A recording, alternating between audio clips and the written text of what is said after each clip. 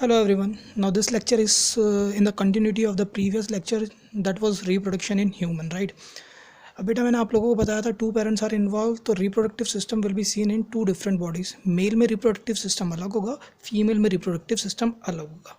But मैंने आपको एक चीज़ बताई थी, the common thing will be that whether the reproductive system will be seen in a female और it is seen in a male, it will be initially divided into two category. First will be primary reproductive organ, and second will be secondary reproductive organs. बेटा इन्हीं को secondary reproductive organs को हम क्या कहते हैं? Secondary reproductive organs are also known as accessory reproductive organs. मैं class में जब भी समझाता हूँ मैं इसको एक ही तरीके से समझाता हूँ. जब भी आप फ़ोन ऑर्डर करते हो अपने लिए तो उसमें the primary thing is mobile phone. उसके साथ एसेसरी में क्या आती हैं? Charger, cable, then headphone, screen guard, ये सारी चीज़ें आती हैं. तो बेसिकली होता क्या है, प्राइमरी जो चीज़ है दैट इज़ मोबाइल, उसके सपोर्ट के लिए होती हैं सारी चीज़ें. यहाँ पर भी वैसे ही होगा. The primary reproductive organ will be said to be those organ whether it is in male और फीमेल. फीमेल में भी होगा तो उसका काम क्या होगा?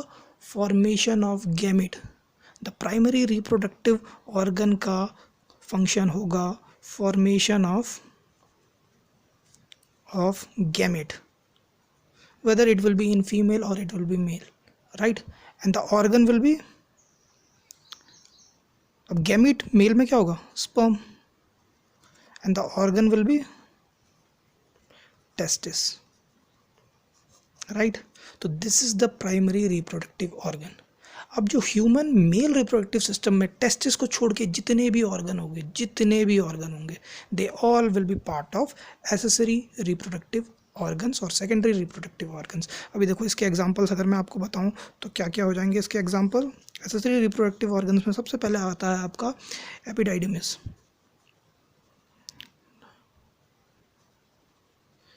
ये नाम आपने मेरे ख्याल से 10th में भी पढ़ा होगा. बेटा नहीं भी पढ़ा होगा तो कोई डरने की ज़रूरत नहीं है.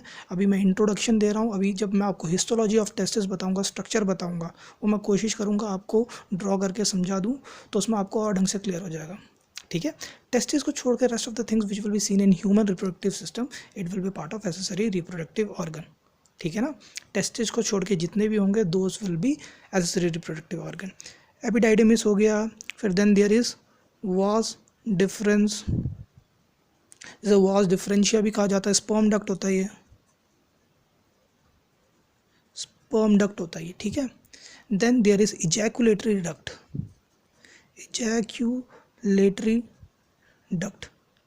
बेटा ये बड़ा इंटरेस्टिंग है. इजैकुलेटरी डक्ट की कहानी बड़ी इंटरेस्टिंग है, मैं आपको अभी समझाऊंगा. इसके अलावा बेटा और भी स्ट्रक्चर्स होते हैं. जैसे वास डिफरेंस से पहले वास एफ्रेंशिया भी होता है, रेटेटेस्टिस भी होता है, पर वो टेस्टिस के अंदर पाए जाएंगे. जैसे सेमिनिफेरस ट्यूब्यूल्स भी होगा. ये सारी चीज़ें अंदर पाई जाएंगी. हम हिस्टोलॉजी ऑफ टेस्टिस में देख लेंगे. पर उसके अलावा जो हमको आउट टेस्टिस के बाहर जो स्ट्रक्चर्स दिखते हैं वो मैं अभी आपको बता रहा हूँ, which is a part of accessory reproductive system. Then you will see certain glands.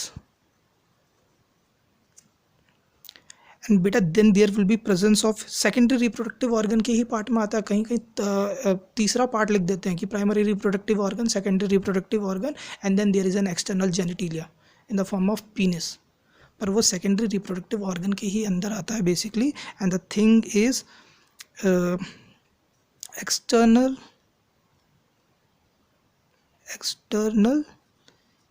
genitalia in the form of penis, right. बेटा देखो इन सब का कुछ ना कुछ फंक्शन है. ठीक है. इजैकुलेटरी डक्ट बेसिकली क्या होता है? वास डिफरेंस जो स्पर्म डक्ट होता है आगे जाके सेमाइनल वेसिकल्स को कनेक्ट जहाँ पर करता है वहाँ पर एक इजैकुलेटरी डक्ट बनता है. ये मैं आपको और ढंग से एक्सप्लेन करूँगा. जब हम स्ट्रक्चर देखेंगे तब आपको समझ में आ जाएगा. पहले अभी जो मैं जितनी बात बोल रहा हूँ उसे थोड़ा समझ लीजिए.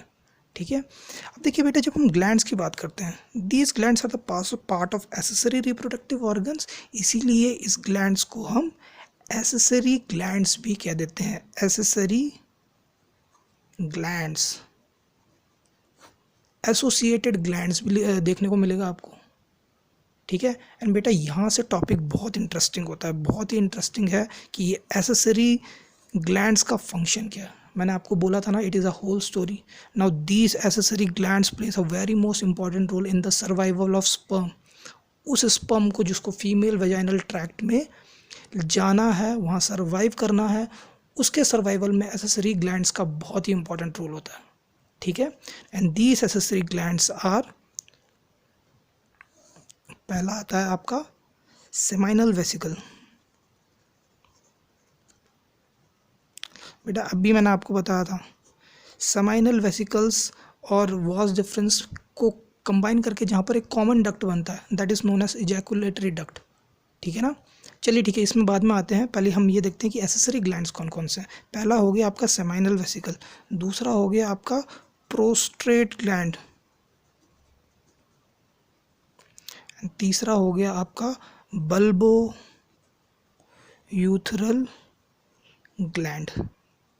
बेटा नाम याद करने की कोशिश कीजिए, अगर नाम याद नहीं होते हैं तो ये भी मैं समझा दूंगा याद कैसे करना है, ये ट्रिक एक बता दूंगा आपको, ठीक है। ट्रिक डिस्कस करेंगे किसी डिफरेंट वीडियो में, ठीक है। अब बेटा देखिए, these are glands, it means these will be responsible for certain secretions. हमको पता है ग्लैंड्स का काम क्या होता है, कुछ चीज़ सिक्रीट करना। देखिए सेमाइनल वेसिकल्स बेसिकली क्या करता है, it is responsible for a fluid secretion. ये एक फ्लूइड सिक्रीट करता है। अब ये फ्लूइड में होता क्या क्या है, क्या इंपॉर्टेंट है, वो भी मैं अभी आपको समझाऊंगा। स्टार्टिंग में स्पर्म की जर्नी में क्या होता है, स्पर्म की जर्नी में स्पर्म्स को हम स्पर्म ही कहते हैं, ठीक है। Initially these reproductive units of male are known as sperm, पर जैसे ही इसमें ये फ्लूइड सिक्रीशन हो जाता है, इसका नया नाम आ जाता है, नया नामकरण हो जाता है, दैट इज सीमेन।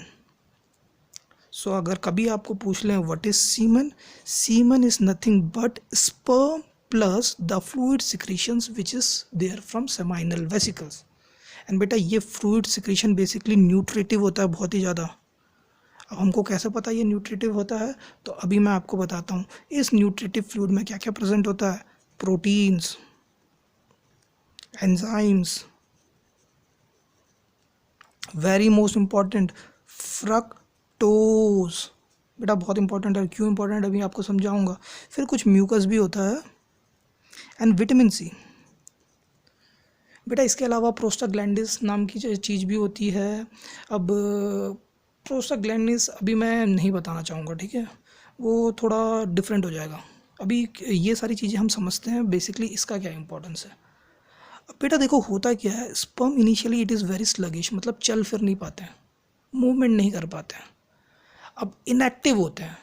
अब जैसे स्पर्म सेमाइनल वेसिकल्स के न्यूट्रिटिव फ्लूइड के कांटेक्ट में आता है तो दे बिकम एक्टिव। अब एक्टिव क्यों हो जाएंगे, क्योंकि बेटा देखो फ्रक्टोज है, फ्रक्टोज क्या है, अ फॉर्म ऑफ ग्लूकोज।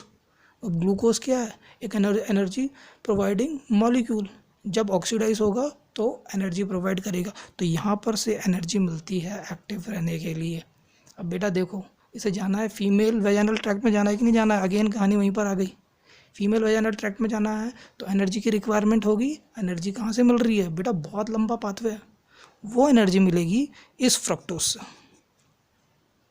ठीक है। आई गेस अभी आप लोगों को सबको समझ में आ रही है चीज़ें। बेटा बहुत इंटरेस्टिंग कहानी है, ये भी मैं आपको और भी आगे समझाऊंगा।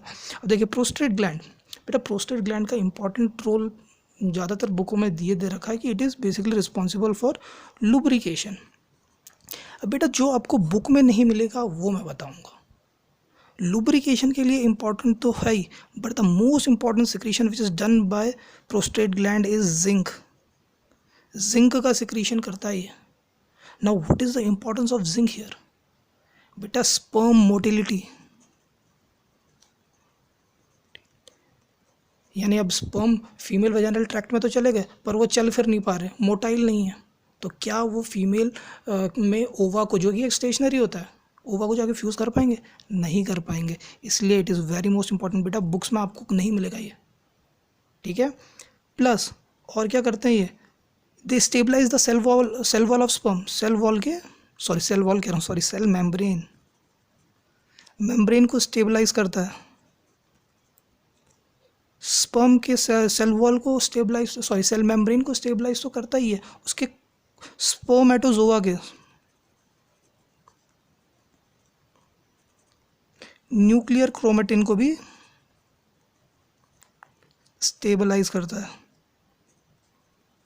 प्लस बेटा it is zinc is very most important for the growth of testis also. Testicular growth के लिए भी जिंक बहुत इंपॉर्टेंट होता है, पर यहाँ पर हम बेसिकली जिंक की स्टडी कर रहे हैं related to sperm, how zinc will be beneficial to sperm. तो बेटा ये सारी चीज़ें हैं। अब उसको ओवा को जाके फ्यूज़ तो करना है, फॉरेन बॉडी में जाना है, पर बेटा कैसे कर पाएगा? जब अगर मोटिलिटी होगी तभी तो, जब ढंग से चल पाएगा तभी तो zinc plays a very most important role in giving the motility to the sperm. Next आता है बेटा आपका बल्बो यूथरल ग्लैंड। बेटा एक और चीज़ जो इंटरेस्टिंग है मैं आपको बताना भूल गया, sorry. This nutritive medium is alkaline.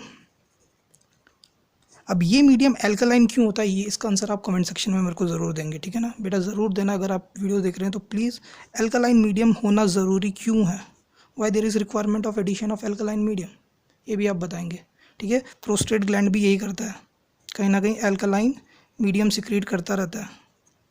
And then bulbo यूथरल gland, ठीक है। बल्बो यूथरल ग्लैंड क्या करता है बेटा, इसका एक बहुत ही इम्पोर्टेंट काम है, ये भी एल्कलाइन मीडियम प्रोवाइड करता है।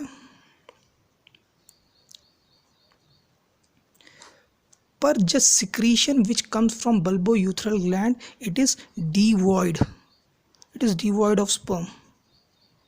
इस पर स्पर्म नहीं होते हैं, यानी कि जब इजैकुलेशन से पहले का जो फ्लूइड पीनिस से निकलेगा, that is basically the secretion which is coming from bulbourethral gland, it is devoid of sperm.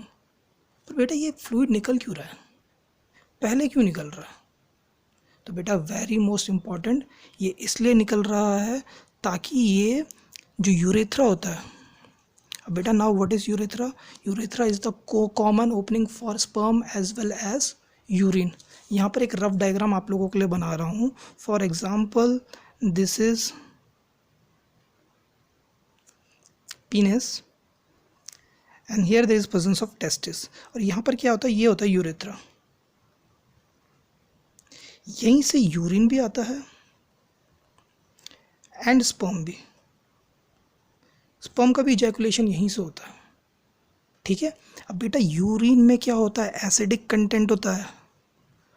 अगर एसिडिक कंटेंट रहेगा और यहाँ से स्पर्म आएंगे तो अगेन स्पर्म की क्वालिटी में फ़र्क आएगा, ठीक है। यहीं पर थोड़ा अब आप बोल रहे होंगे सर एल्कलाइन मीडियम तो यहाँ पर भी हो रहा है, यहाँ पर भी हो रहा है, तो क्यों आएगा फ़र्क?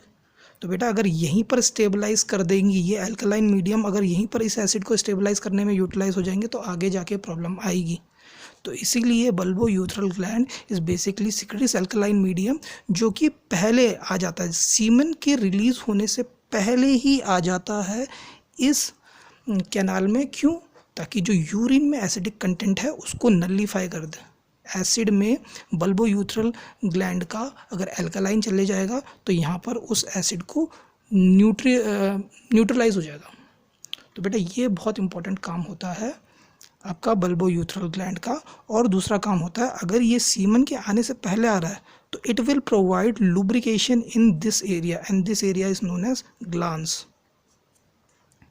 ठीक है। तो पहला काम क्या हो जाएगा इसका, neutralize the acidic medium in urethra, and दूसरा इसका इंपॉर्टेंट काम क्या हो जाएगा, helps in lubrication. But it is very interesting. Now we have just started the journey of sperm and how these accessory glands will be helpful for the sperm in this journey. सो जुड़े रहिए, आगे की कहानी बड़ी interesting होने वाली है। Questions है तो प्लीज़ क्वेश्चंस भी अपने कमेंट सेक्शन में पूछते रहिए, मोटिवेट करेंगे वो। Thank you so much.